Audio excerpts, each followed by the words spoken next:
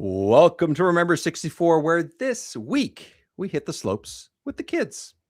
Hi, everyone, and welcome to the show. Hello again, if you're a returning listener or viewer, and welcome if this is your first time joining us here on Remember 64. We play and discuss the good, the bad, the ugly, and everything in between throughout the Nintendo 64's library. My name, of course, is David Petrangelo, and I was very excited to play this ATLUS RPG for this episode. It's gotten so many great reviews. It's touted for story and sorry, it's not that. Wait, what is it? Okay, whatever. I guess I'll just toss this rock over here and just call me in fourth place. And wait, I think I played Jiggy. I think I played the wrong game. Where am I here? Hello, Jiggy. Look back. How are you? I don't know where you are. We're just skiing. We're skiing down a hill with some absurdly big-nosed characters. Yes, that's correct. Absurdly. You heard that right. Absurdly. Absurd. Let's see. Like I want you're picturing a big nose. You're picturing Mario. Okay. Now take that to the level of absurd. They're huge. Like their nose is almost as big as their body. It might actually be as big as their body. I think it pretty much is, yeah, because they're like so tiny. What are these kids? They're wild snowboard kids. That's what they are, Jiggy. We are playing Snowboard Kids. It is, if you are in a certain part of the hemisphere or the world, it is officially winter pretty much anywhere. But if you have snow, why not hit the slopes? So Snowboard Kids is sort of our like official kickoff to the winter season, I guess you could call it. We got a couple other ideas coming up too that'll sort of loop in the holidays and such, but we'll tell you about that in just a little bit. But yeah, we're talking Snowboard Kids, a game made by ATLUS, which at this point is known for a lot of deep, awesome art styles, really cool RPGs, the Persona series, like just a lot of really cool games. Not stuff that's typically my cup of tea, but not something I avoid. You know what I mean? Like they're just not something that's top of the list for me. But you're Persona guy, I'm pretty sure, right? Yeah, I do like Persona. Or some of them. Yeah, it's pretty good. I mean, realistically, I've played 5 and 4. I haven't really played. Although those are the more common ones. More common ones. I'm a casual Persona fan. I'm not like a super diehard. Although I do want to pick up Persona 3 Reload for my Switch. I think that'd be sick. But yeah, Persona, it's really fun. I really enjoy it. And I like the aspects of it that people are probably like, I don't know, maybe people really love these aspects. I'm less about the like RPG battling thing and more about the just like living life as a high schooler, because I think it's hilarious. And like, see, that's the stuff that I haven't played them, or I haven't played them enough to be like, oh, I like this character. I've dabbled and I don't own any. It was more like, oh, try this. Those are the things that like, unless I give myself a chance to be deeper into it, those are the things that I automatically go, yeah, I don't like that part of it. But that is not enough experience. It's the thing that draws me to it, because I find it interesting. It's like interacting with people, making decisions, and that affects your relationship. You can like seduce every woman ever. You can like go play baseball and then like go to the hot springs and just like chill every night. And depending on like who you see there, like it'll strengthen or you can like ruin a relationship. Like I love that aspect of it. I think it's really unique. Yeah. I think more games today are trying to do that. For sure. Yeah. Like it's a deeper relationship system that affects a lot of other aspects of the game. Yeah. It's not just for the hell of it, you know? Yeah. And then behind it is just like a turn-based RPG with sort of a collecting monsters element, sort of like Pokemon, which is cool. There's a lot of really cool stuff there. It's sort of like a montage, a mashup of a bunch of really cool ideas, and it pulls it off, and it gives it a cool visual style, and the music is bopping. So the music's really good. The art style is awesome in those games for sure. They made other games too, but this is early North American releases, I think, for ATLUS. They weren't always making these big RPGs and weren't always making these big releases, but the Snowboard Kids games 1 and 2, we are going to be talking about just the first one this time around, but we'll keep the second one in our back winter pocket. But yeah, they're a big name now. And at this time, when this game came out, they weren't quite in that sphere, I guess, or that level. But they were rising. They were getting up there. Yeah, this was sort of like the start of that, I would think, at least in North America, because they had some Japanese releases and stuff too that were not out here, but eventually were, or whatever. Anyways, their style was Japanese releases until games like this came along, and then Persona was a big thing. So before we get started, we got a couple things to talk about, but I want to remind everyone that voicecast.app /remember64 is where you can let us know what you think of the show, what you think of the games we're playing, share your thoughts, and we will play them on the show. That is something we've done a couple times. Paul from Remnant Controllers was one that chimed in a little while ago talking about the Castlevania games, which was one of our fun live recording episodes from back in October. So check that one out. But any game that you want to talk about, or if there's one that is coming up or have already played and covered on the show, just toss us a quick little voicemail there. You can 5 minutes or less and just give us your thoughts on something, or just the show itself. Just to say, hey, we'll include you in the show. Why not? Voicecast.app /remember64. And also at Console Creatures, because we're part of the Console Creatures family, just letting everybody know we are doing extensive coverage on the Game Awards, which, as you're hearing this, is either on right now or is just behind us based on when this episode is going to be released. Dude, I can't believe Donkey Kong Bonanza took Game of the Year. Oh my! Whoa! I cannot believe that Snowboard Kids is the best RPG of 2025. Nomination. Wow. What? That's our live reaction, clearly. And our end of the year favorite games, top games of 2025. So each one of us, part of that team, are writing a huge list of games that we've played, and then eventually crowning what our game of the year is as a group. So check that out at consolecreatures.com, and the Creature Cast and PlayStation Generation as well for those podcasts. All right, Jiggy. Now it's been a couple weeks since we sat and had our recording about the Sarge's Heroes 2 with the fine gentleman from the 3DO experience, and talking a little bit about the Analogue 3D. Oh, look at that. We were talking about remember I was sending a message time when I'm down with the bad flu. No, Paul, feel better. Paul, feel better. Oh, well, you can send it in for next time. We got a couple episodes still to round out 2025. So so the Analogue 3D was something that we were talking about because it was just the first couple of days of impressions and reviews and stuff. Now we've had a couple weeks with it out in the wild. Part of that wild is you, Jiggy Lookback. You have your white Analogue 3D. How's it been going? I think you've had it for roughly a week, I think, at this point, something like that. I think I've had it for 2 weeks at this point. I'm trying to think what. Well, maybe it is. Maybe it has only been a week. Time flies. Time flies when you're having fun with an Analogue. I feel like it was. I'm trying to remember if it came before Thanksgiving or if it was right after. I think it was right after Thanksgiving. Right after? I think I've had it for like a week and a half. I think it's been in between those times. There you go. Yeah. So rocky start. I'll say that much. There's sort of some preemptive stuff. The biggest thing I think was that initially no EverDrive compatibility. That's right. But that's right. Crixzz, I don't know how to say your name. I apologize. I think Crix, KRIKZ. It's written on here. Yeah. Oh yeah, I should just look at my. They released a patch for it. Yeah. And so I downloaded the software. You do need an actual N64 to like load the latest firmware update for your EverDrive in it. But I did that and I popped it in my Analog and it worked no problem. So then it was like smooth sailing after that. And you've had like no issues with it. It's been like it's been working great. Same old.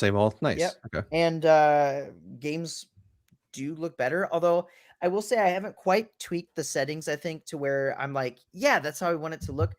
The problem is options, and understanding what all those options do. Coming stock with the Analog, they give you the BGM, I think it's called, monitor settings. Which looks like a CRT filter on. Yeah. And it makes it look good for sure. But I'm not crazy about scan lines myself. Mm. And so I kind of like the clean look, but at the same time, like I feel like there's other things I shouldn't compromise on. And like, I don't know. I'm still tweaking it. I'm still trying to get it to that optimal setting. I will say I popped in Banjo-Tooie immediately. I made like a little short about it on my YouTube. If you guys I missed that. I gotta find that. Yeah. Go check it out or put it here. I don't care. Actually, I'm gonna find it. Yeah. Keep talking. I put up like some literally just like my phone on my TV, which people appreciated because most people would just like do the digital out and like capture the footage. But I'm like, no, I want them to see like the raw, like, so Yeah. I showed Sure. some of Banjo-Tooie, specifically a part where I'm walking up to the beginning of Cloud Cuckoo Land, because when you walk through this cave and go into the bubble, like the frame rate starts to dip a lot, and no frame dips. It just was solid like all the way through, which is pretty cool. Very nice. On the back, because no one really shows the back, there's an HDMI. Sorry, my focus is messed up. There's an HDMI, That's right. 2 USBs, USB-C for power. There's this this little SD card. I'm assuming it's for updates. I actually haven't updated it yet, and I know there's a bunch of firmware updates. So it comes with its own little SD card. I guess that's probably where the firmware is on that. And then the other inside scoop is this power light here is actually the Bluetooth connect button as well. Oh, no way. Huh, so yeah, I didn't know it was a button until it explained it to me. But I have something that was very, very irritating. Not even mildly irritating, very irritating. And I was like actually upset about it. So it has Bluetooth. It can connect to Bluetooth controllers. Cannot connect to the Bluetooth NSO controller. Bro, like, what are we doing here? Everyone's like, oh, you got to get an adapter. And I was so like a Bluetooth adapter for it. No, yeah, I was so disappointed about that. I'm like, it has Bluetooth. Brutal. You can connect other Bluetooth controllers. What is dude? the lock? That's like when I want to play something on PS5 with someone. My copy of Arc Raiders, for example, is on PS5, but my friends have it on Xbox and PC. It's crossplay, so no problem. But if I have these headphones on that I have now that are just Bluetooth Bose headphones that I use for music and stuff when I go to work and on the train and things like that, it doesn't connect to the PS5. It doesn't. You can't use it on the PS5. It's so freaking annoying. It doesn't. It needs like proprietary PlayStation headphones. Like, are you kidding me? I think I had a similar issue with these Arctis ones, and I actually had to. Unreal. So they have like an adapter that you plug in. I don't want to. So I had to plug that into my PlayStation. It's so stupid, dude. Stuff like that is so annoying. It's like ridiculous. The world's trying to be like Apple. Like, stop. I thought Sony was past this shit with their whole fucking Walkman Discman shit from like 1997. Like, get out of here. You know, like, come on. I don't know. Yeah. Oh, here's your video, by the way. There we go. Oh yeah, here. Unboxing. Oh yeah. Look at that. The size of that knife. No, that's a knife. Sir, that is the boxing was pretty clean. Yeah, I've seen a couple shots of the unboxing. Yeah, I did have a couple comments, or like someone like messaged me and they were like, I did not get any cables with my Analogue. What? And I'm pretty sure that's a factory error, my friend. Yeah. Because I got two cables. I got a USB-C and an HDMI, and they're both white, which I appreciated. Yeah, that's cool. Yeah. Beep. Do not like the feel of the power button personally. Oh yeah. Oh, look at that. It's not bad, but it's like the N64 is like a switch. Like you turn it on, it's on. You flip it off.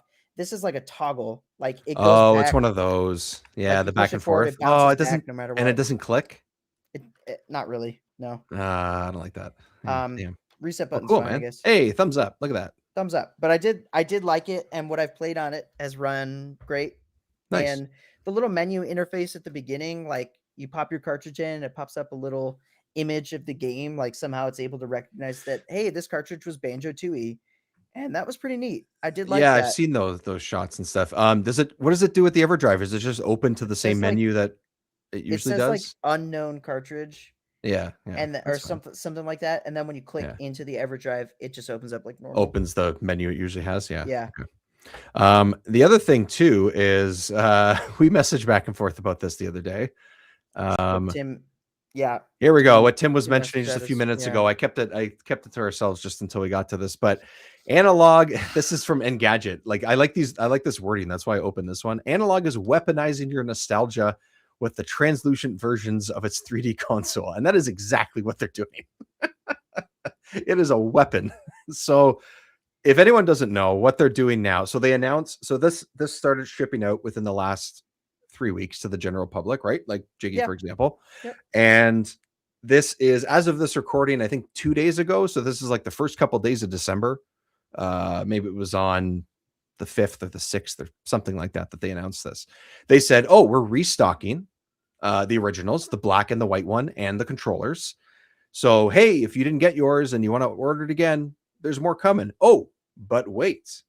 The weaponizing that they're doing here, that Engadget is referring to, is they are making translucent versions of these that are remnants or, what people say, like, bring back the 90s style, whatever, of the controllers and the console itself. So you're getting, if you can think of those translucent colors from the N64. So if you're not watching the stream on YouTube or Twitch right now, I pulled up like at least one of the photos here, the jungle green one. So it's, it's the hard plastic like you would get. Everything is exactly the same, other than the fact that the shell is a see-through green, orange, purple, blue, I think clear, and then like a gray. Nothing's different about the hardware itself otherwise, or the firmware. Just it's cool a little shells. It's cool looking shell. It's a little bit more expensive for the console. I think it's there's a gold 30 or one 40. too, just like my Oh, gold. N64. That was the other one. Yeah, exactly. So I think, I can't remember if I sent you this or you sent it to me, and immediately you were just like, what the fuck? Yeah. Super mad about this. Yeah. This is like, everyone is complaining, but I don't know a single person that's happy about this unless you didn't already have an Analog. Everyone who pre-ordered this, it is a total slap in the face. It's not that we don't love that they did the fantastic colors and everything, because that's amazing. It's a great that's idea. Awesome. It's a great idea.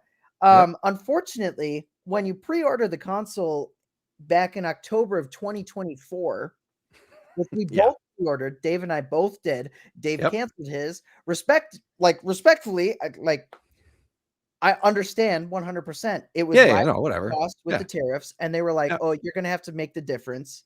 Yep. It was delayed right now. If anyone wants to know, right now, Canadian, I priced out what it's $299 US. I think it is. Is that what it is? I think it's $250. $299 was the new ones. $299 are these translucent ones.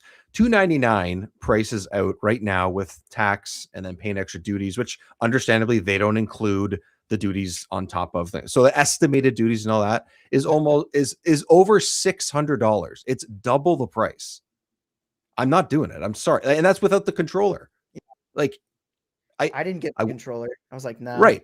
But you wouldn't do it either, I don't think. Or I'm assuming it's not a reasonable price for me to pay. So I would love to. I'd love to sit here and be like, hey, I did this, Jiggy did that. Let's compare. It is what it is. Here we are. So anyways, continue. Yeah. It delayed multiple times, which we've talked about. And then so it delayed multiple times. So I've been waiting for this because originally I think it was supposed to release like early 25. Yes, it was like January or February. It was like 4 months after we were ordered. So we all pre-ordered it in October, and then so it didn't release. Okay, they delay it, and then they're like April, and we're like, oh, okay, April, and there's something like that, and then we get to the time, and then they're like, oh no, and everyone saw the writing on the wall that they're going to do this again. They're like, oh no, and they're like the tariff situation, and I'm like, you guys already delayed for no reason. Like, don't lie to us. Like, you're treating us like we're babies. Seriously, it wasn't because of the tariff. That's not why they're delaying. Like, I'm not saying it doesn't have an effect, but that is not the reason why they delayed. That's not why they already did it. They had this planned, and they just used the tariff as an excuse. Yeah. And then they're like, well, we're assessing what we can do. And then they were like, oh, July or something. They said another date, I think. July or June or something. Yeah. And then they're like, oh no, it's delayed to, and then they put a generic like Q4. And then everyone's like, yeah, okay, believe it when we see it. And then they're like, oh, it's releasing. It's going to ship out the end of November. And it was like the beginning of November. We're all like, whoa, hot dog. Finally, we get to see the Analog. And at this point, I think there maybe was one video floating out there that maybe showed some stuff like 1080 Snowboard that they released. And everyone's like, well, this could be nothing. Like heavily doctored. Like, we don't know. Yeah. And then, so the time comes, we get the console. And then finally, all the people that pre-ordered it a year prior, we're all happy we got it. And we're like, okay, maybe Analog's not so bad. They pulled through. The console's great, like super cool. And like a week later, all these new colors come. So not only did they like supply and demand, and they're like, oh, we don't have the supply to keep up with this demand. We got to delay it. And then they're using the tariffs as an excuse. But now all of a sudden they have all these different colored variants that weren't an option for us to pre-order. Yep. Like, what anti-consumer? Like, it really, right? And like it's so frustrating because we've talked about this. We talked about this with the guys in the last episode too, with Bill and Thrack. Is like their products are good, and you've said this before too. Like what they make is good. It's just there's something about the way that they go about their process here and how this like it's Yeah. puzzling. Do not understand how that is. And these aren't easy to make. You know, if it's a really good product, I understand you take your time. If you have some delays and what, as long as you're communicating, you know, you can swallow that pill a little bit for a little while. You know, there is frustration to it, like you were saying, but like this part of it, I feel like is a weird play by them. I know you want to get people hyped up because, oh, look, it's out in the wild. People are like, wow, I really want that because it sounds like it's awesome. Hey, here comes more stock. That happens with lots of things. It happened with the Switch too. It happened with the Switch. Like things like that. It happens. Happened, I think, with the PS5. Like it happens. But then to do this part of it with these, you know, interesting colors and styles, like it doesn't fundamentally change the item, but it would be a nice to have and maybe would be worth that extra 30 or 40 bucks at the time. You know, I totally get it. If I was in your shoes and I had that thing behind me sitting there or in my hand like it was, and I would be like, what the shit? You know, like, man, you don't feel robbed, but you feel a little bit cheated, you know? Well, it's like, I don't it's know. unfortunate. It's like you go to the ice cream shop and you're like, hey, what flavors you got? Vanilla and chocolate. And we're all like, yay. And then, Yay, ice cream. so I get a vanilla and I'm happy I have ice cream. Yeah, no, you don't get I have people ice cream, yay. And don't then get another kid chocolate, comes up vanilla. and says, I would like cookie dough. And then they give him cookie dough. And you're like, what? I wasn't told that was an option. Like, that's how it feels right now. You said you were all out. Yeah, it's like I would rather have cookie dough, but I had to settle for vanilla because that's all I thought you had. Right. But it's just crappy. And if I was being honest, like they were very much like every single email about the delay, they're like, well, if you want to cancel your pre-order, like do it. Which is what I did when I got one of the delays, and it wasn't because of the delay; it was because of the cost. But they were like highlighting it. They're like, if you want to cancel your pre-order, do it here. Like they wanted people to cancel. Absolutely. And then the people that hold on to it, like you can't just like apologize for delaying the console and be like, hey, this would have been like the right thing to do. They'd be like, hey, we'd like to apologize. We'd like to either, you know, give you a slight refund or like give you a discount on like the special controllers, the fantastic colored controllers.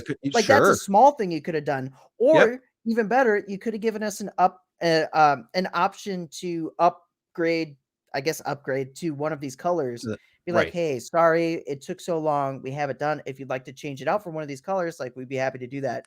Or even if they make you pay the difference, right? Yeah, and you want to pay an extra $50 and get the different color, we'll do that and fulfill your pre-order that way. Yeah, at least it's something. Yep. Yeah, but I just feel like after all that, it's like the loyalty. They're just like, oh, jump. Yeah. And they do not charge nothing for these products. I know they're technically a premium product in a lot of ways, but I understand the frustration. So I hope that this is temporary and you just, you know, can enjoy it and not get too steamed about it and stuff. Like it's not the end of the world, but it is frustrating, like you've been explaining. I'm not super mad about it. It just feels very like, what are you doing? Annoying. It's like, annoying. Why would you do that? Yeah. Yeah. I'll get over it one day. Yeah, of course. But when they sponsor me and send me a bunch of free stuff. When they definitely sponsor the show after what we just said. Maybe their competition will sponsor us. Hey. What's it Metro? called? Metro. I don't know. Is that their competition or something? Oh, there's a competitor now. Isn't that the Palmer Lucky one? I don't want to. That's not good. With the big button that looks like a Fisher Price toy, sort of. I don't know. I can't remember which one he's involved with, but I don't want that one because he's involved with it. Oh, I don't know. Maybe there might be a couple at this point, to be honest. there probably is. Yeah. Maybe we'll get. Where is it here? Maybe we'll get our. Our Ambernicks. Maybe we'll get an Ambernick. Maybe we'll do that. How about Ambernick makes one? I'll do that. I have a couple of theirs. Mod Retro. Yeah. Mod Retro. And then, ooh, I got a logo Ooh, on the back of beautiful. mine. Ooh. Anyways, Dude, Mod Retro, I just got to comment on this. They said something Yeah. super weird. They were like, they're like promoting their stuff and they're like, oh yeah, and it's going to have a bunch of unreleased N64 games. Like they're like saying it's like this exclusive thing for their console. And I'm like, what are you talking about? like a ROM. I'm like, hey, doesn't this just play N64 games? So this could be available anywhere for any console? Like, this isn't just for you. And B, like, what games are you talking about? Like, are we talking Yeah. about like 40 Winks? Like, you're getting some sort of like publishing thing to make this game? Or are you like talking like some like thing that somebody made in their basement that's like for N64? Which there could Yeah. be some cool stuff there, but it's like it's Yeah, but you can available. access that usually anywhere. Yeah.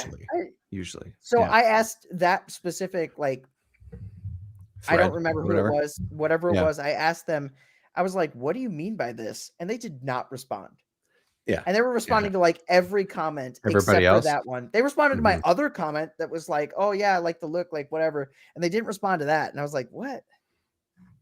And I was replying to someone else because I was like, can you clarify this? Like, what does this Right. mean? Right. But no. Like, Not and it wasn't even like a negative thing. I was legitimately just asking, just a like, question.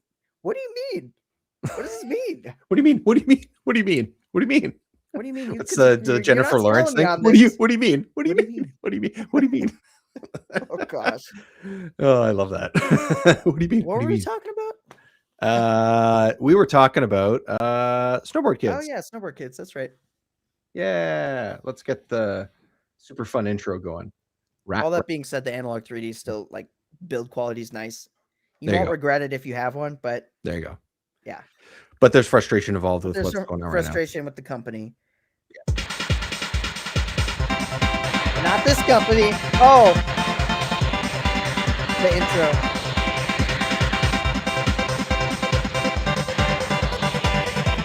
Oh man, this is classic. This is a classic job of banger for me.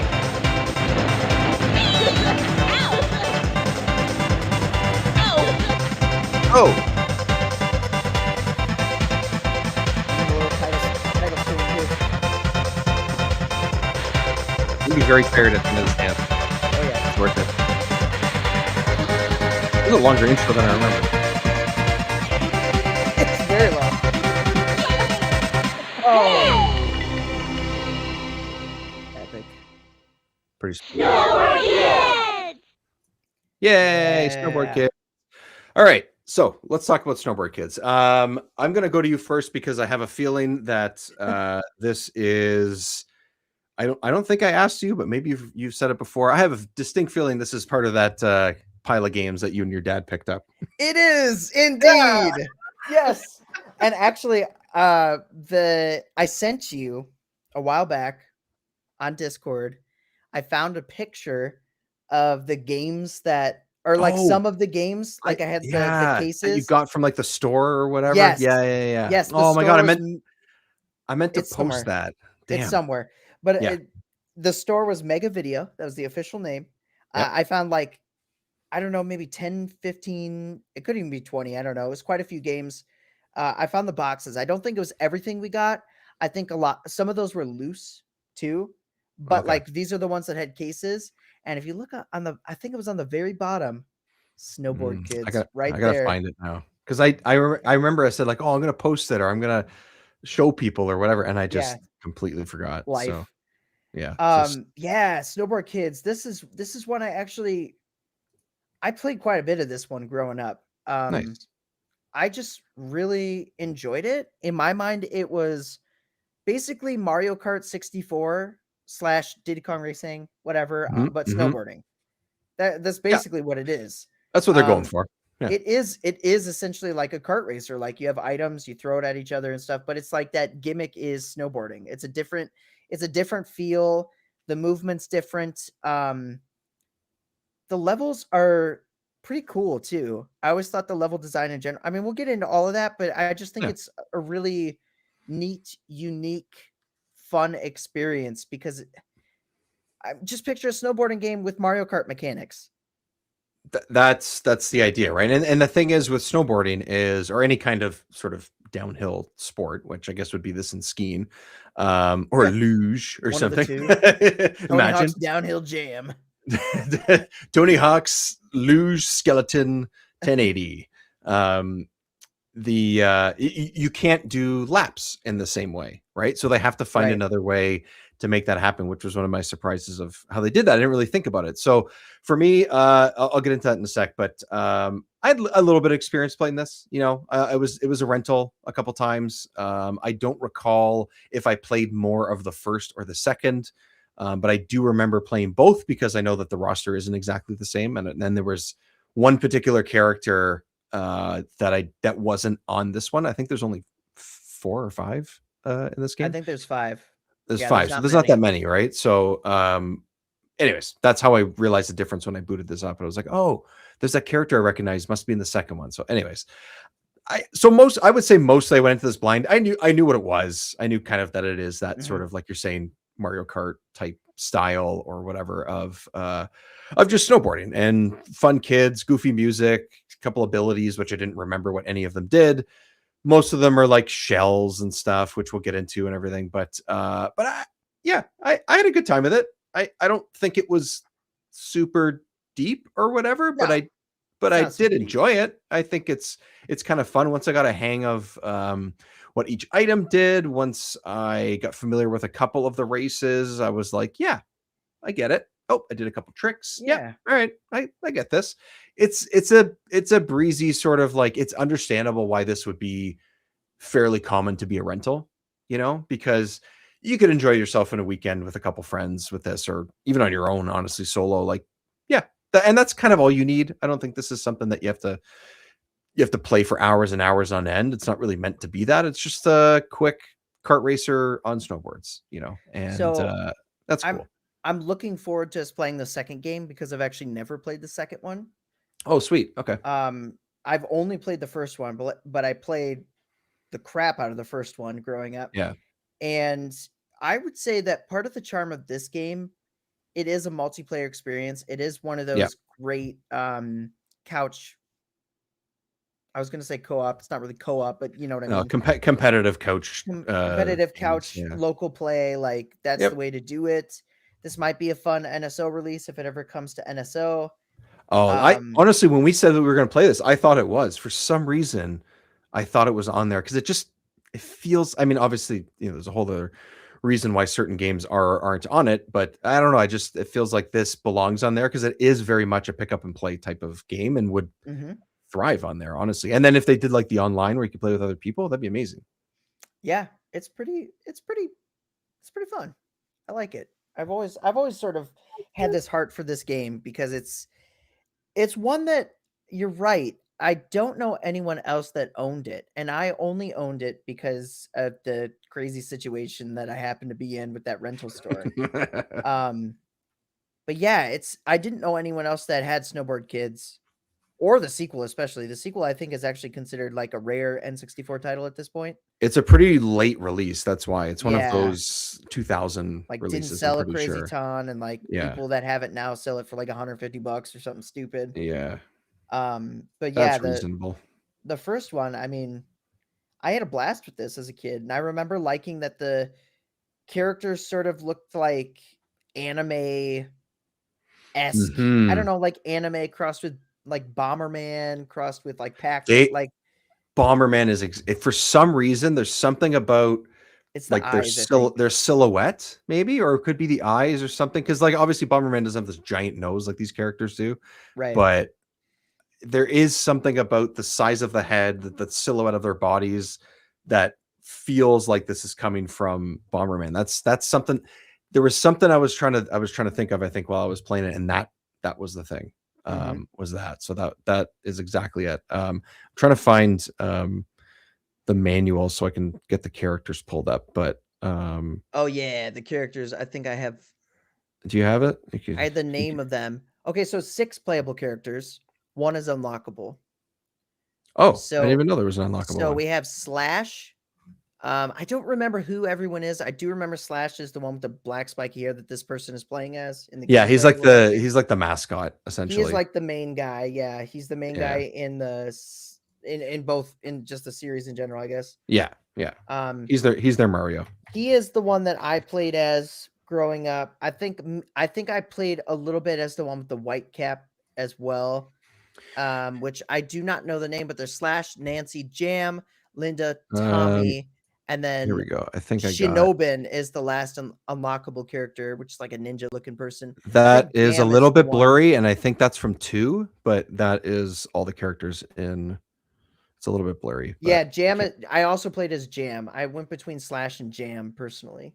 Yeah, I played as Linda, which I think had good cornering, I think was her thing. Yeah, they have different stats, so they thought that far ahead.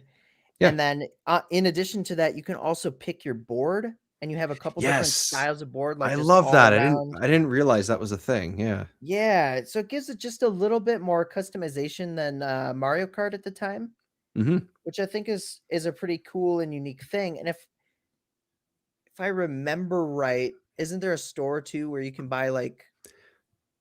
Yep. So you have 3 boards. One of them is an all around. One of them is better for cornering, and I think one of them is better for tricks or for speed. Look at this. Yeah, it's great. There's like an invisibility item, and you disappear, but your board remains. So you just like you. It's like it's not like Mario Kart where the ghost just like hides you entirely. It's like nope, just the board. It almost looks like a glitch. Like yeah, it's like awesome. Oh yeah, that ROM is really bad. You know, like it feels like yeah, right. Yeah, so there's 3 boards. You can upgrade them in the store, so you can actually get ones that have, you know, they have stars beside them, so it goes up to, I think it goes up to 4 or 5 stars each stat. Every character has those stats, and then each board will enhance those stats as you go, and you can choose those from the beginning. There's 3 you can choose from, and then you can go, and the coins that you collect while you're on the races and on the tracks, and the coins that you win when you win the races, you pocket those, and you can go to that store and you can upgrade your stuff, which I had no idea that was a thing, because I don't remember doing that as a kid. Maybe I did. I just don't recall it. And I thought that was great, because I actually found that there was a difference in all of these. Like I noticed that when my I think I went to the cornering thing eventually, because I realized the later maps and later races have a lot more weaving and tight corner. Yeah. So I felt like that ended up being a really important part, and speed was something too, but I felt like as long as I wasn't losing my edge or falling off the level or, you know, not getting around that corner properly, I could get up to a speed with some of the abilities and the power-ups and stuff. So so I thought that was great. I thought the whole upgrade your board, get new boards thing was awesome, and something I didn't expect. And I've talked about this, about the SSX series a bunch of times on the show, referring to it and stuff. And it just immediately reminded me of that. I know it's not quite the same, because those stats and those games are, you know, obviously later and on a different level and stuff. And that's totally fine. That doesn't have to equal that, but it reminded me of that. And that's one of the things I really like about those games is, hey, it's not just crazy do tricks. It's also customize your board and sort of it make it work for how you play the game and stuff. And that doesn't happen a lot with these types of games. So as simplified as the races sometimes are, especially early on in this game, that part always felt like it added something to it, which again, I didn't even realize or expect. So I thought that was great. That was fun. Yeah, it is super fun. And then the items, pretty standard items, I would say. They're fine. There's not a ton of variety. There's is an icicle and a snowman essentially do the same thing. Yeah, basically. They're just basically a shell, like the Mario Kart shells. That's basically what they are. Yeah, I have to remember what all of them do, because there's different. You hit the little. I don't even know what they are. I was gonna say they're clowns, but I don't think they're clowns. Like boxes with the dog on them or something. Something like that. Yeah, it's a very right. Every time you're looking at it, you're moving really fast, so it's hard to. Yeah. It does look like a dog, though. It does look like a dog. I think that might be what it is. Yeah. Yeah, but yeah, there's like different ones. One is sort of like Diddy Kong Racing, how you have one that gives you like sort of like boost items, and the other gives you like weapons. And there's two, and you can hold them at the same time, which is fun, and not a lot of games do that, which I didn't realize at first. So at the top of the screen, you have 2 boxes. If people aren't watching it right now while we talk, you have two boxes at the top. One of them is, like you said, sort of like projectiles or I guess sort of, I guess the better way to describe it would be like one is like attacking and one is like defensive or like or speed. Yeah, or defense or speed. Like speed. Yeah, one affects you and one like goes for the other person, the yeah, other people. yeah, exactly. And there's two different. So you can collect them at the same time. They cost money. So when you do tricks or when you pick up coins, which I didn't realize at first, because at one point I ran into one Mhm. and it didn't break, and I was like, what? Like, why? This game is And then buggy. I was like, oh, maybe I did something wrong. Like, is that a fake one? I thought maybe that was something that I didn't know yet. But really all it was I didn't have enough money yet. So that's what you have to, that's why you have to do tricks as you go and why you have to pick up some of the coins in order to break the boxes. So, yeah. So anyway, so the point is you can have one of each at a time. And one of them, I think it's either B to use it. And the other one, I believe, was R, I believe, to shoot it off. Anyways, you can use them simultaneously, which is really cool. So you can one of get them was Z. Was it? Maybe it was. Yeah, I can't remember. I think one of them It was Z. now it's been about One's a week B, since I one's played Z, it. I'm pretty sure. Yeah, that sounds about right. So it's super easy to use. It's intuitive. Once you figure out, oh, this button does this one does that, it's sort of, easy to figure out and do that. So I don't get out of here, AI dog, or whatever the hell that is. I think a little less intuitive is the like trick mechanic or the like jumping and trick mechanic. Jumping in tricks. Yeah. But there is this sort of added, so essentially the whole time you're going downhill, but every once in a while you'll have a ramp or it'll, sometimes it literally says jump, like it did. It says jump. Yeah. Most of the time. level. Yeah. You basically, you can just go off it and nothing will happen, or you hold A and you sort of do like the little like ducking, like you're crouched down to gain some speed. And if you release it at the right time and sort of move the joystick in a direction, you'll do a trick depending on what direction you orientate the stick. Yeah. And that, I don't feel like you get enough of a reward. Maybe you get a little bit of speed. I don't know if you get coins for it. You get coins. Yeah, That's the biggest thing.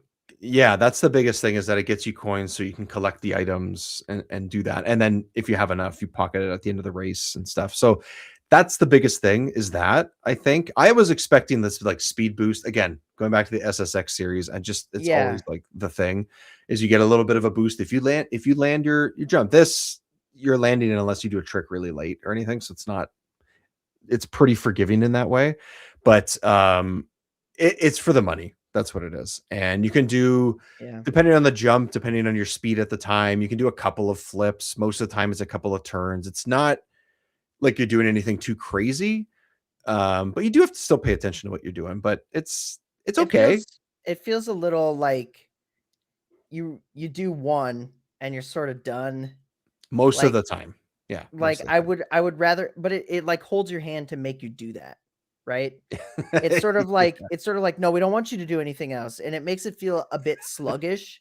Whereas like other games that would do something similar, like Tony Hawk, if you went off a ramp and started doing stuff, you could do as many spins as you want if you think you can land it. Yes, that's right. I appreciate that more. Like I would rather it play a little more like that. It makes it feel a little slower paced, a little sluggish, a little just like I'm weighted down a little bit by the game's mechanics. It adds a little bit of more thought process, maybe a little bit more. You have to be a little bit more careful. And I know you do too. You're racing, there's items, there's other things you need to try and figure out as you go in this, but because it's not the deepest mechanic out there or deepest game out there, other than like, let's say the boards, which it's not deep, but at least it's variety. Maybe 2 has it, I'm going to say maybe 2 has that. Maybe that's one of the things that Snowboard Kids 2 does, is that it's a little bit more what we would assume is a Tony Hawk SSX type of approach to the tricks and stuff. I don't know. I'm just guessing. I really don't know. But yeah, that's true. I probably not. It's just more characters and I maps, feel like probably. it's just more content from this. Yeah. Which I'm okay with. Yeah, like it's fine. More is better. Probably new items, things like that. But like, it's true. I kind of wanted to do more with some of the tricks sometimes, and you can overdo it and end up like stumbling. But like you said, it's kind of telling you just do one, collect your 250 coins, 200 coins, Mhm. and just get back downhill and just get to the race and pick up a couple items and sort of move on type thing. And I guess that's fine. I don't know. I mean, Yeah, and speaking of it's downhill, when you get to the bottom of the hill, yes. you hit the ski lift, and Yeah. it So when I takes was you talking back about up. when I was talking about how you can't do laps, you have to do it in a different way. This is what they do. So what do they do, Jiggy? Yeah, so you race down, and once you sort of get past the finish line, Yeah. and then you have to look for it, which I like this part. It's not just to like hit the area and it auto like directs you or auto moves you Right. depending on like how fast you got there. You actually have to look for where the ski lift like um Opens up or whatever. turntable comes up or whatever. Yeah, that's it. So Yeah. it'll be sitting there and like you have to look, is it in the corner? Is it like straight on? Yeah. And if you miss it and like hit the wall, you'll get a little like you'll be like, oh, and you bonk, and then you like trying to navigate back to that little thing. You're doing like little hops, like trying to move. It is a nightmare. And oftentimes what'll happen is CPUs behind you like go and hit that thing dead on and get in front of you. And Oh, yes, it's it changes your place. So it doesn't matter if you get there first. If you don't hit the turntable and get lined up, no, you're screwed. you Or if could you literally go from first to last just on that one just little on that thing, one part, yeah. which I'm with you that I like it, but I don't like that it affects things that much. Like I don't know how you change that. I don't have like an idea of like, oh, do it this way, do it this way. Like I don't think the automatic like, oh, you cross the line, so you automatically go back up the hill first. Right. It's true. A little extra is good. It adds a little bit more thought to it. And we're talking about how the tricks aren't super involved. This is maybe a version of that, I think, is maybe like, oh, instead of having to be crazy accurate with the tricks, you have to make sure you're paying attention when you get to the bottom of the hill. So maybe that's just sort of the replacement for that or something. So I like it, but when I got frustrated, I was very frustrated with it. Yeah. It Like, does. It does. It has that effect. Once yeah, if you get screwed by it, you're gonna hate it. But if you it's don't, it's fine. it's great. It's totally fine. If you skip ahead of two people, then it's great. Yeah. Then For it's awesome. sure. That's the best mechanic. It is, but it's a It unique mechanic. I never it is really seen that it in any other game. So yeah, not that I that play a is lot the of thing. snowboarding games though, to be honest. Well, there's not that many anymore anyways, right? Like I don't even know the last one that there was. Like I know there's Ubisoft made like a outdoor extreme sports game or something a little while ago. I can't remember what it's called, but it had like multiple sports in it. Like it wasn't just snowboarding. It had like hang gliding and all that kind of stuff. Apparently it was kind of cool. It was like a online multiplayer type thing, like semi-open world type approach, That's like that cool. type of thing. Yeah. Sounds cool, but Yeah, unless there's a player base, Ubisoft's just going to let it go, right? So yeah. that kind of thing. And I'd rather single player or coach competitive like this is. So but other than that, I can't think of anything else, honestly, like in recent memory that is of this style, at least. Yeah, right. It's very unique. Yeah, so that's kind of cool. And then the items. Let's talk about the items. So we touched on it a little bit before. The ones that I was trying to think of, and then as we watched the video, I sort of remembered the difference. One of them is like an icicle, almost like you shoot like a piece of ice at someone, and it basically just acts like a shell, like a green shell or a red shell or something like that, right? It doesn't home. I don't think it is like a homing thing like the red shell is, but it's similar, I think, as to the green shell. But then the other one that I thought was the same, but then rewatching is like, oh yeah, this is different, is the snowman. What's cool about the snowman is that if you hit your opponents with it, they just turn into a snowman and they keep going. They get stuck. But they get stuck. You can't move. Yeah. And what's cool is if you hit a wall, then they fall over. And I was like, oh, that's great. It's such a fun, cartoony way of changing it up a little bit. Yep. And I like that a lot because maybe you hit it and maybe you're like, haha, I got you. Got you, bitch. But that just keeps coming up today.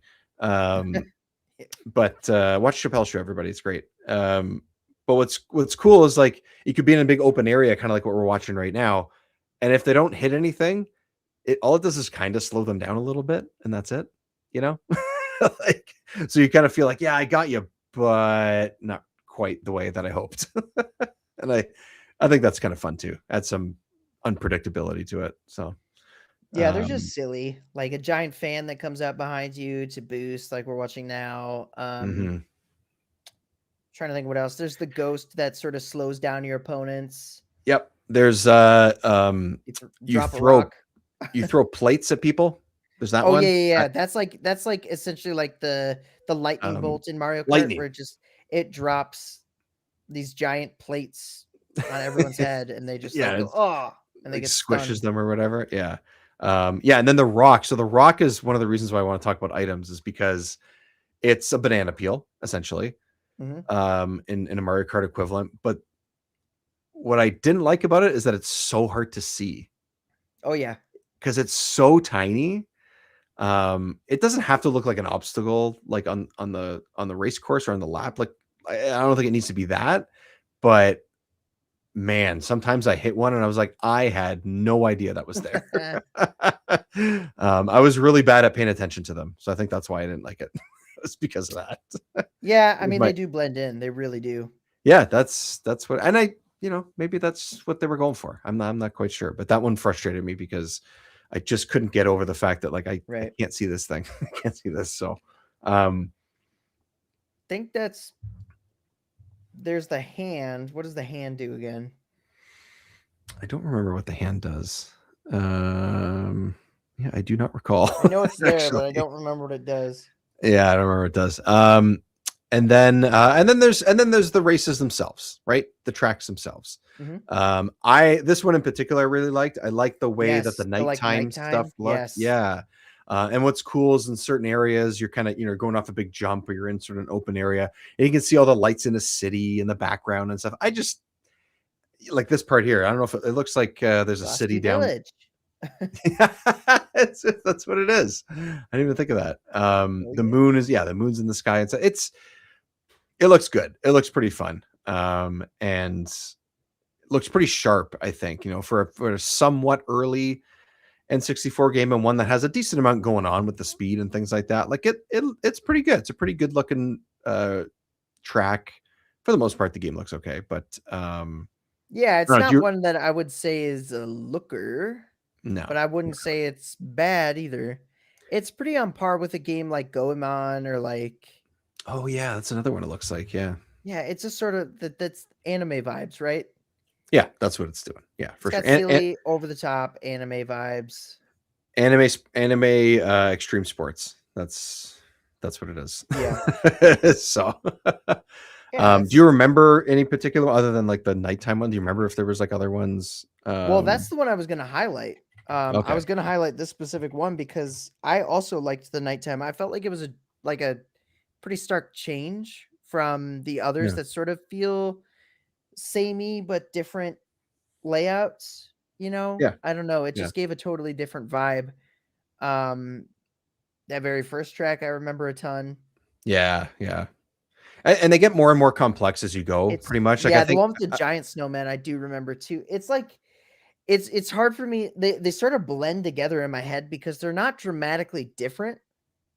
Like there's not a huge amount of variety. I think that's what makes the nighttime one stand out a little bit more because it's lit differently. It looks different.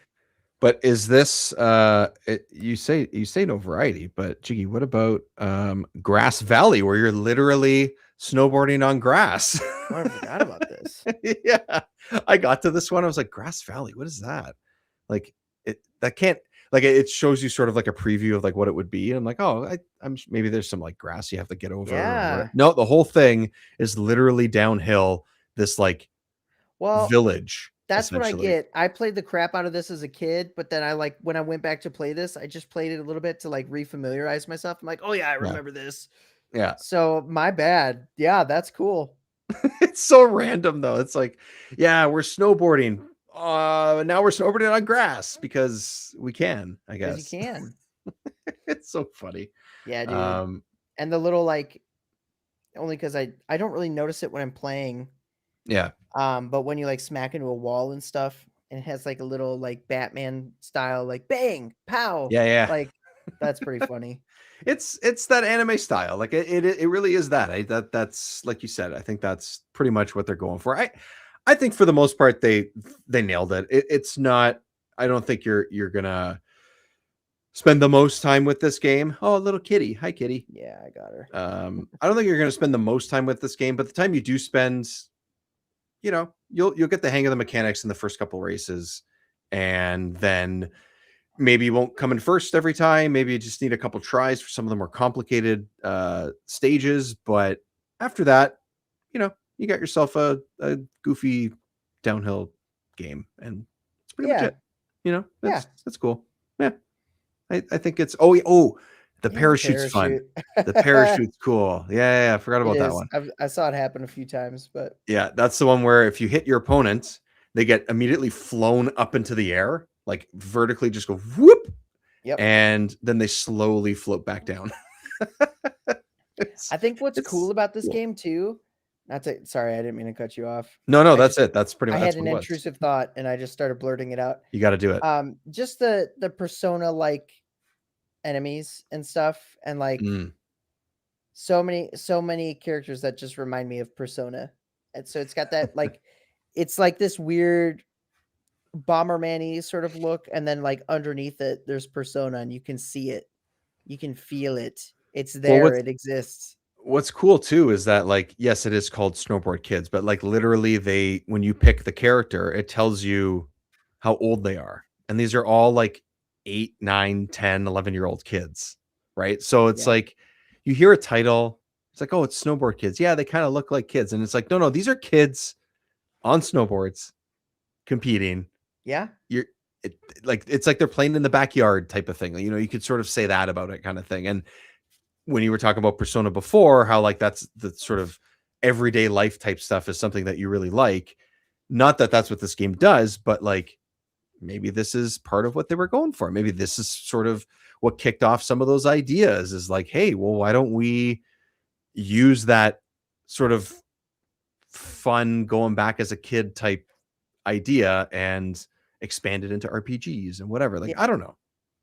And you know what? I'm gonna backpedal on what I said about the stage variety, because now I'm like, oh yeah, I forgot about this. Oh, I forgot about this. Yeah. Like, yeah, there's more than I remember for sure.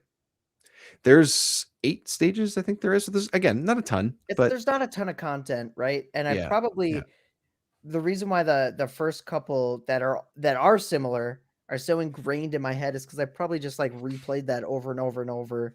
Yeah. Like doing the races and stuff. It's like any games when we were younger, like a lot of them, we've talked about this before, where it's like, yeah, you sort of play those same couple of stages over and over more than any others, even if you've played the whole game. With the control, like you need a controller pack, so you play the first level like 5,000 times. I did. Yeah. Toy Story 2. Rayman Rayman 2, by the way, coming to Switch Online. I don't know if you saw that. Even more obscure, Tonic Trouble is coming to Switch Online. Tonic Trouble, like I saw that. Like I love that Tonic Trouble is getting represented. I think I included it in my like weird N64 games I like. Yeah, you did. But how do we get this before Donkey Kong 64? This makes no sense to me. I know. It just makes zero sense. It's like, I mean, like it is your game and your property. What the hell? Yeah, it's like if it wasn't a Nintendo specific, it just doesn't make sense to me. But I'm not mad about it. It's strange. It's strange. Why? Yeah, I don't know. Well, I'm looking forward to potentially playing Tonic Trouble on the Switch. If that's something I need to play on the go at the time, that's how I'm going to play. Yeah, save states would help with that game. Oh, will it? Okay, so there you go. Yeah. So maybe when we get to that, which I know it was something that might have been on our list somewhat soon. Oh, for sure. I definitely talk about it. Yeah, no, we're definitely gonna play it. I've never played it. I know nothing about it. Prototype Rayman 2. Yeah, okay. Not as good, but there's something there. Yeah, all right. I mean, it looks like it has fun, cartoony personality. I'm always down for that. So it's got a lot of personality. That's where it shines. Yeah, and arguably more personality than Rayman 2. I'm throwing it out there. Although Rayman 2 is the better game. It's got the gameplay. Yeah, but Tonic Trouble definitely has a lot of heart. And just bizarre. They just went for something. They're like, let's do it. I'm down for that. I think that gets us Snowboard Kids. Check it out. Like it's not really something you have to look too deep into. You're not going to get hours and hours. Like I said, it's casual fun. casual fun. Treat this as a weekend rental type game, however you end up playing it. And you'll get enough out of it. We'll play 2 eventually. And we'll let you know sort of the differences and how we feel about it. But that's the first one. And I still recommend it. I don't think it's a home run, but I still recommend it. And I assume you're kind of on the same page. Yeah, there's nothing wrong with this game. Yeah. I think it's fun. I played it a lot growing up. Yeah. The soundtrack though, we didn't talk about the soundtrack. I freaking love the let's soundtrack. Here. I'm gonna play a little bit of the music. Yeah, here. we gotta play some of that music. Legendary. Go to Quicksand Valley. Let's do that. Oh, see now the music helps me remember the stages. I remember this track. This one was fun too, actually. I'm usually not a fan of not a huge fan of like desert sort of games or levels or whatever, but like I liked the style of this one. I had a couple of offshoot areas you can go to and stuff too. Yeah, so the music got your nostalgics going. Oh yeah, dude, I freaking love the music. It's so N64. Oh, very much. It's very much like so basic and at the same time so awesome. Let's go to that night one that we liked.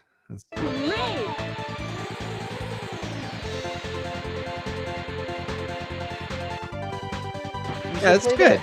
That very first track. The first one? Yeah, Rookie Mountain. Yeah. Rookie Mountain.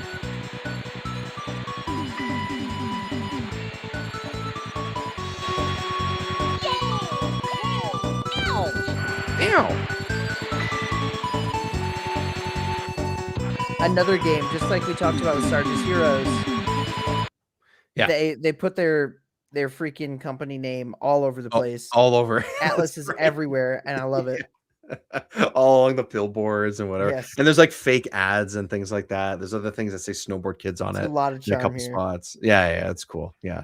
Oh yeah, there's a Snowboard Kids sign. That's what I was thinking of, the yellow one. Yeah, it's a lot of fun.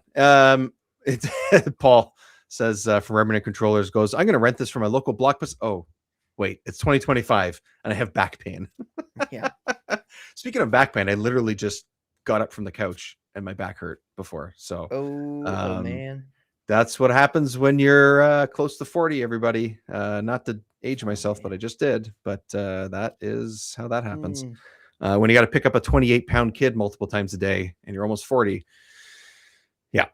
So, and I tend to sleep on my stomach. So yeah, I'm great. I'm in great shape, guys. I'm in great shape. Great shape. Okay. So that's Snowboard Kids. And I didn't tease this at the beginning, but I have another little music quiz for you, Jiggy. All right, let's do it. I'm just going to test this out for 2 seconds because I know in the past we've run into a couple of issues with sound, but yeah, I mean, the music just played for me, no problem. So yeah, so if I do this, yep, got it. You got it. Okay. Yep. So if anyone hasn't heard yet, I made 2 multiple choice pieces here for Jiggy. So in the past, what I've done is I've played sound from 2 different games. I think only one of them had like actual in-game sound. The other one was just the soundtrack. And I've given them 4 choices and there were just 64 games. This time, because we are in the winter season, instead of just limiting myself to the N64, one of these is not from the 64 and will just be a game. So we'll get to that in a second. First one is a winter themed in-game sound. So I'll have music and gameplay sound on it. So winter themed. I'm just going to leave it at that. I'm going to be a little bit broad with how I describe it, but that is what this one will be. And then I will give you your choice in 1 sec. I'm just going to pull up my choices here. And I'll read them out to you in a sec, but here is the first bit of song here. Ready, 2, 1, go!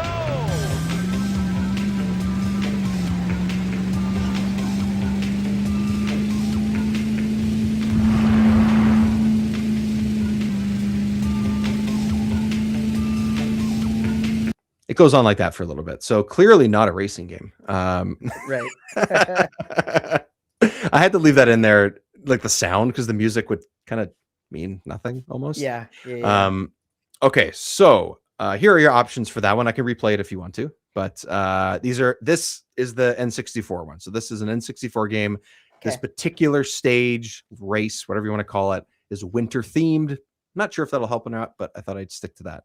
Okay, we have A, Beetle Adventure Racing, B, Mickey's Speedway USA, C, Extreme G, or D, Donkey Kong 64. Okay, well, I know which ones it's not. It's definitely not Extreme G, right? And it doesn't help that's actually funny enough because they are pretty common. I did not play Extreme G or the first game, Beetle Adventure Racing. Beetle Adventure Racing. I've never played either of those. So it's got to be one of those two. I'm going to stump the Jiggy. Oh, man. Maybe. I don't know. Paul, Remnant Controllers, has his answer in. I'm sure you can see that if you wanted to, but Beetle Adventure Racing. He says Beetle Adventure Racing. Yeah. What if it's a trick, though? What if it's a trick? What if it's Donkey Kong 65? Yeah, right. Oh, gosh. Well, I'm just going to have to take a guess. Yeah. And I'm going to... Oh, gosh. I don't know. I'll just go with what Paul said. All right. I'll go with Beetle Racing. Beetle Adventure Racing. Let's see if that is correct. Let's play this a little more. Oh, it's a helicopter. Ooh. That is correct. Beetle Adventure Racing. Cool. A, the answer. That was there you pure go. Luck. Or I guess pure 50-50 shot, and I went with Paul, and he could have been tricking me. But I knew it wasn't. I know the start of Mickey Speedway USA. And I'm like, that is not Mickey. Yeah, I figured, not get me with the rare game. Yeah. Hey, congrats, Paul and Jiggy. Boom. Good job, One Paul. for one so far. Yeah, good job, man. Okay, so here is number 2. So this one is not an N64 game. Okay. But it is holiday themed. Okay. So this is, I'm pretty sure I captured this from the Genesis version of this game. So I will double check that as it plays. But here is your choice. I believe these are all 1992 games. Yeah, 1992 on Genesis. Here we go. Let's see. I get the sound here. Come on, sound.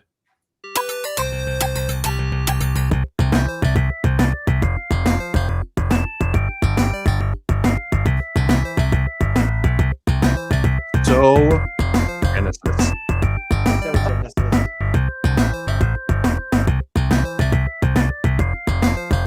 Okay, so again, I can replay it if you need to, but 1992 Genesis games. Your choices are A, How the Grinch Stole Christmas, B, Home Alone 2, C, Jingle All the Way, or D, A Muppet's Christmas Carol. Oh gosh. I have never played any of those. It's not that fair, honestly. Go play it one more time. I want to listen to this. Yeah. Okay. So just keep again. I'll repeat the things again. I should find a way to actually pull up the actual choices so you can see them. How the Grinch Stole Christmas, Home Alone 2, Jingle All the Way, A Muppet's Christmas Carol. Those are your choices. I will start the replay right now.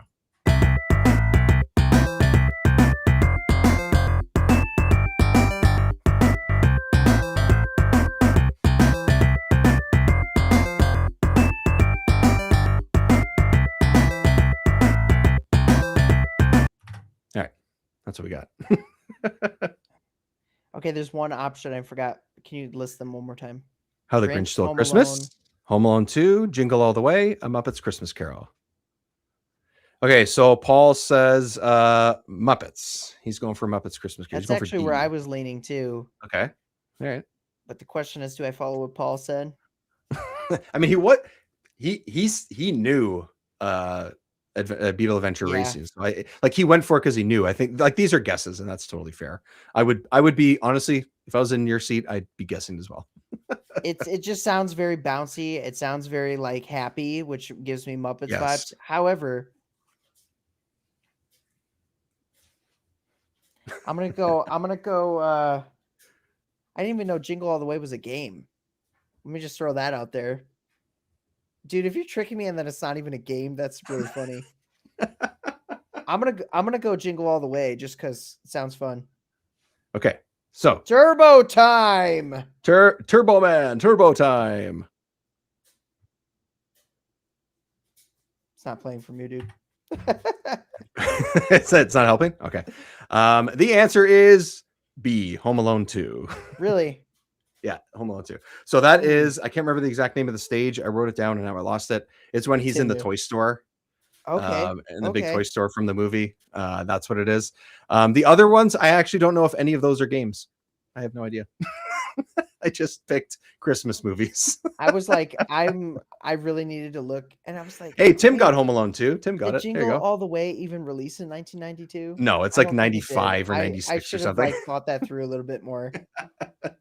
But I was like, okay, Home Alone's a good Christmas. You know, most people have seen at least the first two, like what, you know. And I was like, I got to find other ones that are some that are older, some that are somewhere in the 90s or whatever. Jingle All the Way for some reason was one of the ones that came to mind, even though I never think of that movie. it's like way later. I love Jingle All the Way. That's I'm gonna find my guess is that it's 95, but I think it's later than that, bro. I think it's like Really, late 90s. It is 98. 96. Oh, 96. Okay, earlier than I thought. Yeah. Yeah, that Young Schwarzenegger. Schwarzenegger, Sinbad. Phil Hartman's in it. Phil Hartman's always a good time. So oh yeah, tries to seduce Schwarzenegger's wife unsuccessfully. unsuccessfully. Movie is ridiculous. I used to own that. I had the clamshell of that movie. Heck yeah. The white clamshell of that. And also I think I've told this story before too, but Home Alone 2, it's not the first movie I saw in theaters, but it's the first one I can remember seeing in the movie theater. Yeah, it's the first one I remember. And I went with someone who I don't know has ever walked into a movie theater since then. Is my uncle. Like, he's just not that guy. Like, he'll watch movies, but he'll just like, you know, when we were growing up, he would just rent them or whatever. Like, it just wasn't his thing. And now they're all like almost 70. Like, they're not going to the movie theater. So yeah. And there's not much out there for them to watch in the movie theater anyway. So why would they? Dang. Yeah, Tim, I just picked one title that I thought might have a game. Yeah, exactly. That's exactly what it was. It does sound like it. I should have, if I would have given that another like 30 seconds of thought, I would have worked out. No, wait. Jingle All the Way didn't release in 1992. I could have thought that through. But A Muppet's Christmas Carol, Muppets could have gotten me still. I was leaning toward Muppets in the first place, and the only reason why I didn't say Muppets is because Paul said it, and I was like, he was right the first time, but there's no way. There's no way 2 times in a row. 2 for 2. Yeah, that's fair. That's funny. And I did know for sure Home Alone 2 was a game. Yes. Not that I've ever played it, but because I saw the Angry Video Game Nerd episode with Macaulay Culkin where they played his old Home Alone games. Oh, really? I knew that was a game. Yeah, that's actually Nice. a pretty good one. Nice. Yeah, he's a good time. And the How to Get for Christmas, there's lots of games of that. So yeah, there's tons. And I was like that and Muppets are like from the 80s and 70s. Like the original Grinch, I think, is from the 70s. So it's a ways old. So anyways, every once in a while, a skeleton Marv in my sleep paralysis. Yeah, dude, Paul's right. The hole where Marv puts his hands on the sink and just gets electrocuted. I remember it scaring my brother because at the time, oh no, I guess it was my cousin. My brother would have been too young to go. Actually, my brother would have been 2. There's no way he would have gone to that movie.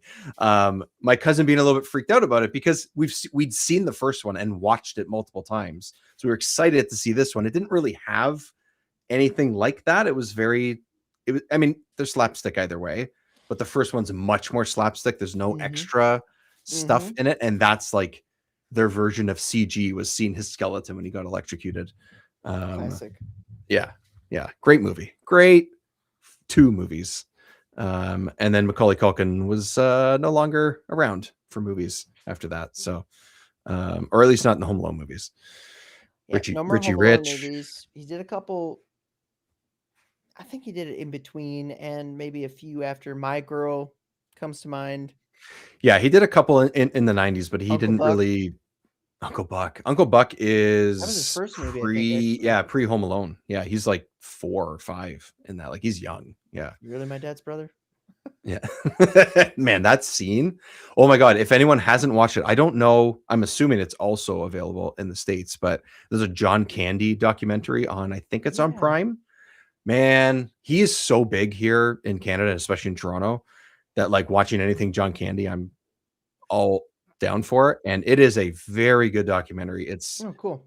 they got a lot of the people that he worked with and stuff over the years, mostly Canadian comedians like John Levy and things like that, or Eugene Levy and stuff. And it's really good. His kids are in it and stuff. Like it's a good movie. So seek that out if you're anywhere a fan of John Candy and stuff like Uncle Buck, because that's actually a big thing. And Macaulay Culkin's in it too. He talks about him, everything, which is kind of fun. So yeah, John Candy is one of the goats. Exactly. Okay, so let's get us out of here. We have a couple of things coming up to end off 2025.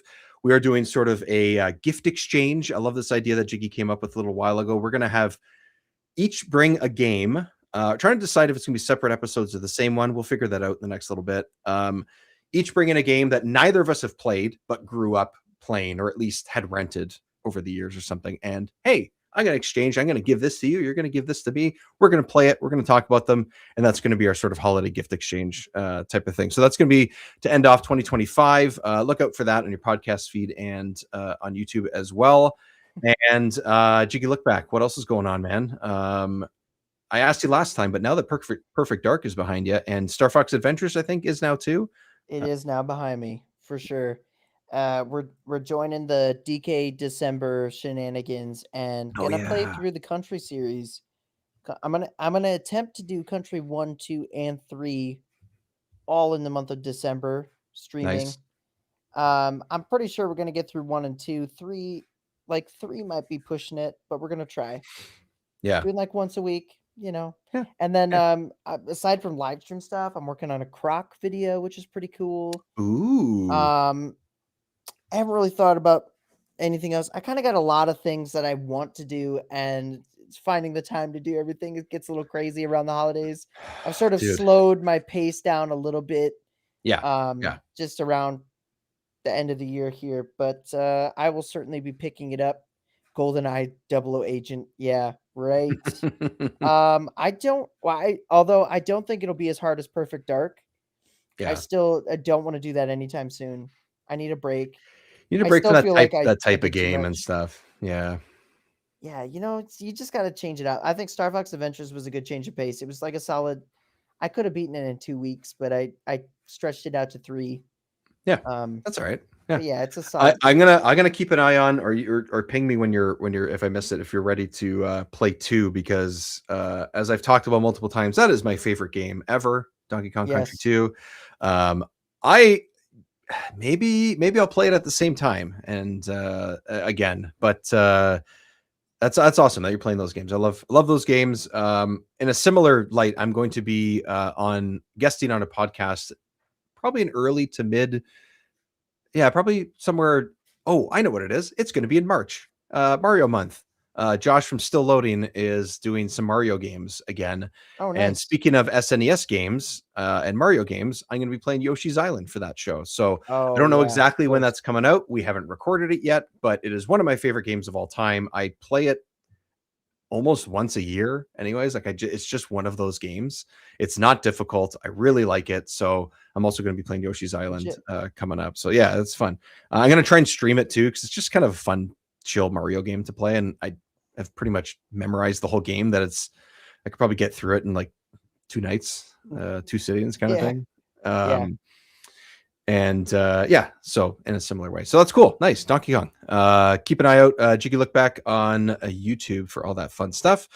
Remember 64 show across social media here for us and on Patreon. And it looks like when we are live streaming these episodes, you can also find us on Twitch now. It's working. I figured it out. Don't use Twitch too much. And when I stream typically, or I'm playing games, I stick to YouTube, but Twitch is just another place to watch us too. So if that is your platform that you like, remember 64 show on twitch.tv as well. And here on YouTube, Paul says, thanks for the live stream. It was a great time as always. Happy holidays and everyone for hanging out. That's right. That's a good way to end it, Paul. You can just be the person that sends everybody off today, because that's a lovely way to put it. Everybody have a great evening. Have a great holidays. We'll talk to you in a couple weeks. So not quite end of the year yet, but we'll talk to everybody soon. Thanks very much for tuning in, and go play some Snowboard Kids. Snowboard Kids. Snowboard Kids.